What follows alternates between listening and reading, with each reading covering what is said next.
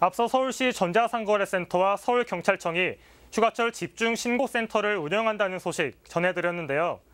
이런 경우에도 피해를 보상받을 수 있을까요?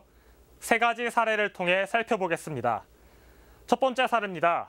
김모 씨는 지난해 7월 중고나라에 프로야구 티켓을 구매한다는 글을 올렸습니다.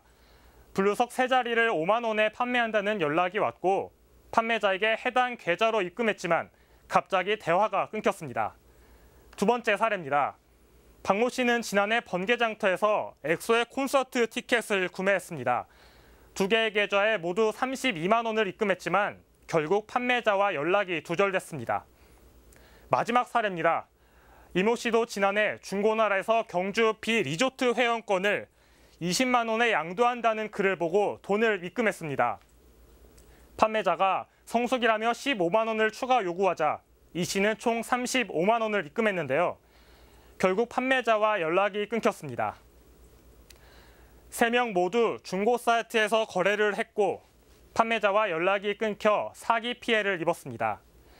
하지만 이 같은 경우에는 피해 보상을 받기 어렵습니다.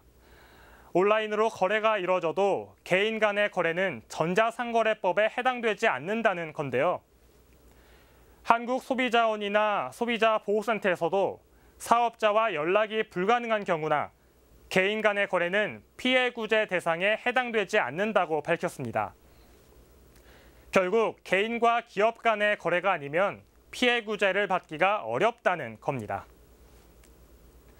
이럴 때는 사기죄로 민사소송을 제기할 수밖에 없습니다.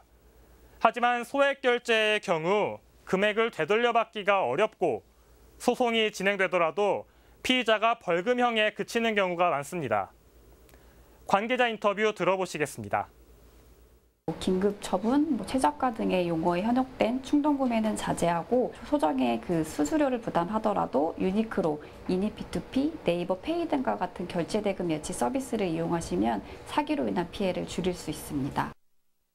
이 밖에 요즘 해외 사이트에서 직구하시는 분들 많으신데요.